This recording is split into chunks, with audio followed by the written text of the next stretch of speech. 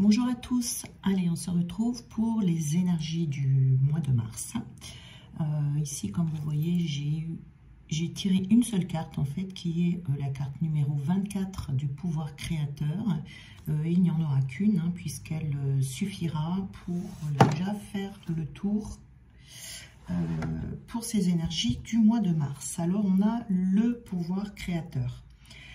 Donc il est suggéré avec cette carte de regarder son comportement face à son existence.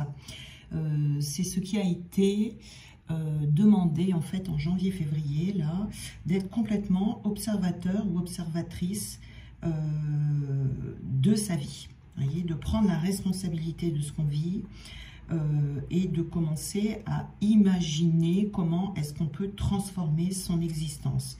Donc, c'est visualiser tout ce qui nous fait rêver, se dire que c'est possible à présent, vous voyez, pour pouvoir manifester les désirs les plus profonds. C'est ce qui va être demandé cette année ici. Et surtout, de ne pas se laisser happer par son mental qui pourrait vous faire croire que certaines choses sont trop belles pour être possibles, par exemple, vous voyez. Donc, l'important dans ce processus, pour la suite, c'est de lâcher prise pour pouvoir manifester les cadeaux qui vont arriver à partir du mois de mars et qui peuvent surtout être complètement imprévisibles et inattendus. Janvier-février, ça a été un peu, il nous a fait vivre un peu sous pression pour nous montrer en fait les chaînes qu'on porte, l'attachement que l'on a à des anciens schémas, nous montrer nos fonctionnements qui sont erronés, donc erronés aujourd'hui, qui ont été bons à un certain moment, mais qui aujourd'hui ne fonctionnent plus, et surtout, on n'en a plus besoin de ces fonctionnements, vous voyez. Donc ça a pu être épuisant pour certains, voire déroutant, difficile émotionnellement, voire un peu brutal même, suivant où est-ce que vous en êtes. Donc là, on rentre dans le mois de mars. Ce mois de mars, c'est le mois où on rentre dans les énergies pleines de 2024, puisque janvier-février, on était encore à cheval sur ces deux énergies. Donc les libérations ici vont commencer à arriver. Surtout la deuxième quinzaine du mois de mars qui devrait apporter plus de bienfaits, plus de douceur, plus de calme. Vous voyez, si vous avez été un peu chahuté là ces derniers temps, ça va se calmer petit à petit pour arriver dans la deuxième quinzaine avec plus de douceur.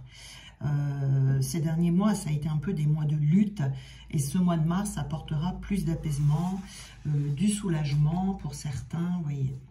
Donc pour traverser ce mois de mars au mieux, le mieux possible, on va dire, il sera bon d'accueillir ce renouveau avec des surprises qui pourront être improbables, vraiment des choses inattendues et surtout des événements qui seront totalement habituels pour vous. Vous voyez, donc ça peut bousculer dans le sens où ça peut demander de changer ses habitudes que l'on pouvait avoir jusqu'à présent.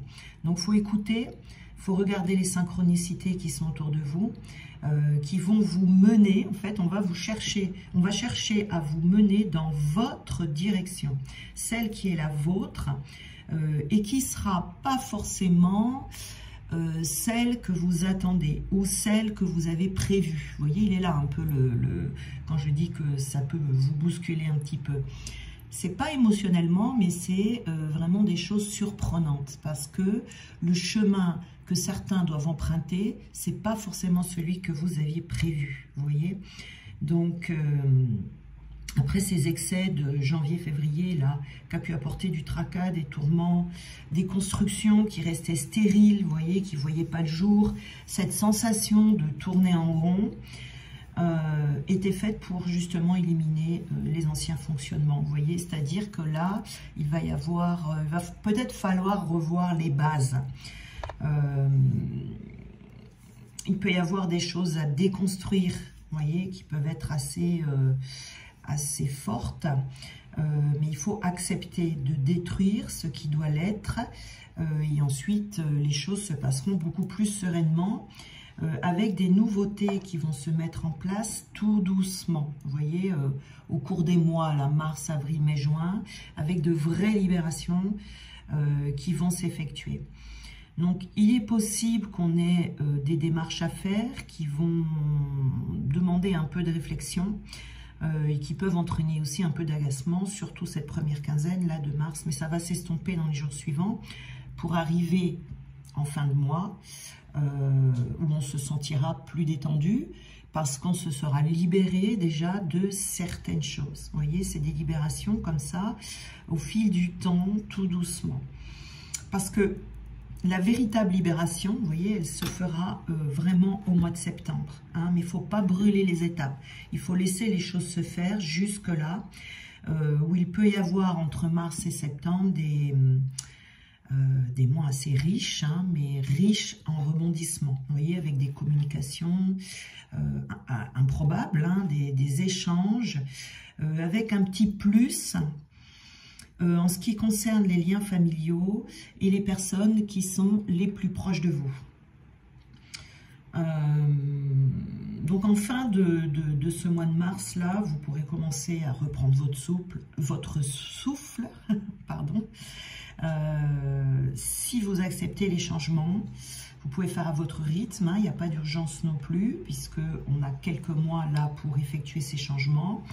Et ça va se situer pour beaucoup, pas forcément dans l'extérieur, mais plutôt dans votre côté intérieur, dans vos ressentis, c'est-à-dire vraiment d'adopter petit à petit une nouvelle manière de voir la vie, une nouvelle manière de voir votre vie en particulier, vous voyez, mais même une nouvelle manière de voir les événements, une nouvelle manière de réagir aux événements également, vous voyez, c'est vraiment ce sont des libérations qui sont intérieures et qui vont entraîner des choses inattendues dans votre vie, vous voyez.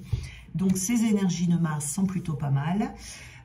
Pour ceux qui se sentent encore un petit peu bousculés, eh bien ça ira beaucoup mieux la deuxième quinzaine de mars.